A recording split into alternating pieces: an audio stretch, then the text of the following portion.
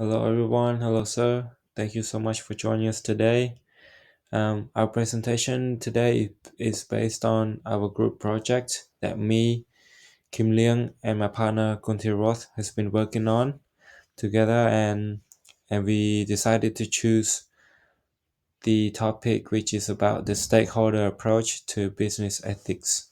We really enjoy working on this project together, and we would like to share our key findings with you guys. Moving on to our introduction. So first of all, let's start with a question. What do you think businesses are really for? Most people would probably say to make money, to make profit, and that's not wrong. But today, that's just the starting point. With climate change, social justice, and rising awareness of inequality, businesses are now expected to do more than make profit. That's where stakeholder approach comes in. This theory basically says business have a responsibility to consider all the people they impact, not just shareholders and investors, but also workers, customers, communities, and environment, even future generations. In this presentation, we'll unpack what this means in practice, how companies can apply it ethically, and where the real world challenges lie. So, what is a stakeholder theory? Stakeholder theory was first introduced by Edward Freeman back in the 1984. He said that companies doesn't exist in a vacuum. They're part of a larger system made up of relationships. A stakeholder is basically anyone who affects or is affected by a business does. This could be employees, customers, suppliers, governments, the NGOs, even the local community or the environment. And the key idea is all these groups deserve to be treated with care and respect. Freeman's idea was revolutionary because it said ethics and business aren't separate, they go hand in hand. Now, after we finish what is the stakeholders theory, and now we're moving on to the identifying the stakeholders. To use the stakeholders theory, the first step is knowing who your stakeholders actually are. They usually split into two types. The first one is the primary stakeholders, those directly involved with the business like employee, investors, and the customers. And the second type is the secondary stakeholders, the group like medias, NGOs, or even nature, who ain't doing the business directly, but they still feel the impact.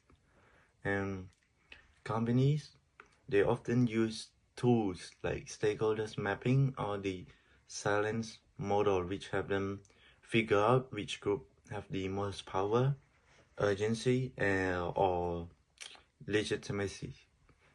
For a real example, the BP oil spill, in 2010, it caused massive damage to communities and marine life, and BP failed to take stakeholders' concerns seriously, and the backlash was huge. So now the ethical responsibilities. So once stakeholders are identified, the next step is understanding what you owe them. These aren't just legal obligation, they're ethical one. Carl's pyramid of cooperation, social responsibility help us break this down into four levels. The first one is economic, the second one is legal, the third one is ethical, and the fourth one is the philanthropic. A great example is Patagonia. They pay fair wages, use sustainable materials, and even donate profits to environmental causes. This is way beyond the legal minimum, but it aligns with what their stakeholders value. Compare that to Facebook data scandals, and you can see how quickly public trust can erode when ethics are ignored. So now, the stakeholders' engagement. Now, acting ethically isn't just about avoiding harms. It's also about building relationships. Stakeholders' engagement means actively listening and involving stakeholders in decision making. This might be through consultation, surveys, public report, or community events. It's especially crucial in industry that affects land, people, or the environment like mining or energy. Unilever is a company that does this really well. They work closely with NGOs and government to create realistic sustainability goals that match stakeholders' value. Managing conflicts. Now let's talk about the messy part. What happens when stakeholder interests clash? This is where ethics really get tested. Take fast fashion. Customers want cheap clothes, but workers in developing countries often get paid very little. Or think about COVID. Businesses had to choose between closing stores and keeping people safe, or staying open and risking health. So, how do you decide? Some companies use frameworks like utilitarianism, trying to do the most good for most people. Others rely on moral rules or principles. The key is fairness, openness, and making sure vulnerable voices, like workers or small communities, are heard and not ignored. Strategy integration. Ethics shouldn't be something companies do on the side. It should be part of their entire strategy. This is where the triple bottom line comes in. There are people, planet, and profit. Instead of just focusing on financial success, companies also measure social and environmental outcomes. Take IKEA. They have invested millions into using sustainable materials and renewable energy. That's not just good for the planet, it's good for their brand and long term survival. To make this work, companies need leadership commitment, staff training, and proper performance tracking based on ethical goals. CSR and stakeholder theory. Corporate social responsibility, or short term CSR, is one way the stakeholder theory shows up in real life. CSR can include donations, volunteering, or sustainability programs. There's two types of CSR. First one is philanthropic CSR. It's about it's more about giving back like donations, whereas strategic CSR is deeper. It's more about built into the business model. The Body Shop is a really good example. They are known for animal cruelty free and fair trade products. That's not just ethical, it's what their customers expect. But CSR needs to be real. A lot of companies have been caught greenwashing. They're just saying the right things but doing the completely opposite.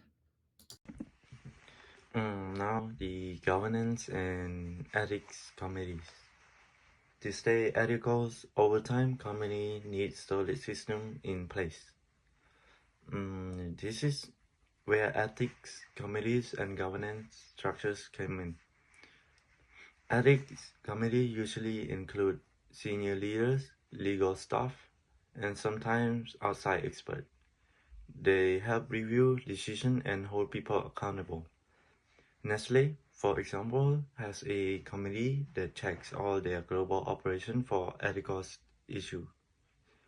But governance only works when it's backed by a strong culture. If employees are scared to speak up, or if ethics are just for show, the system will fail. So training, leadership, and communication are all key here. Now, the case study. We looked at Tesla as a case study. It's a company that shows both strengths and struggles of stakeholders' ethics. On the plus side, Tesla has helped revolutionize electric car and renewable energy. So it's clearly support environmental stakeholders. But on the flip side, Tesla had reports of poor factory conditions, high injury, and union busting behavior. Elon Musk's controversial tweet have also created tension with investors and regulators. And lithium mining for Tesla battery affect indigenous communities and ecosystems. So while Tesla has a strong ethical mission, it also shows how hard it is to balance all stakeholders' interests. Now, the emerging trends. The stakeholders' ethic is evolving fast, especially in 5 areas. The first one is the ESG integration. Investors now judge companies on environmental, social, and governance issues. And the second one is the digital ethic, like data privacy and AI bias. The third one, it is the diversity and inclusion. It puts more pressures on businesses to ensure fair hiring and pay. The fourth one is the supply chain accountabilities. People want to know where products come from and how workers are treated. And for the final one, the stakeholders activism. With social medias, customers and employees can call out unethical behavior instantly. So ethical companies need to stay alert and keep adapting to these changes. To strengthen ethical stakeholder management, we would like to recommend these followings, such as develop a formal stakeholder ethics policy that outlines responsibility and engagement protocols for all key groups. Establish or strengthen ethics committees with authority to evaluate and guide ethical decision making. Incorporate stakeholder metrics into business KPIs, performance evaluations, and executive compensation. Invest in stakeholder communication tools such as regular surveys, reporting dashboards, and feedback forums. Providing ethics training for employees and leaders. Building an ethical culture from the ground up. And lastly, prioritize transparency and accountability, especially in high risk areas like supply chains and digital operations. To wrap things up, the stakeholder approach is all about seeing the bigger picture. It challenges the idea that profits is the only goal. It encourages business to think about people, communities, and environment, and to act with care and integrity. And in today's world, that's just not ethical, it's essential. Because the most successful companies are often the ones that people trust. By embracing stakeholder ethics, business can become more responsible, more resilient, and more respected. And that's everything, guys. Thank you for your time and listening. Have any question? Please let us know. Otherwise, thank you again. This is me, Kim Liang, and my partner Kunti Rod. Thank you, guys.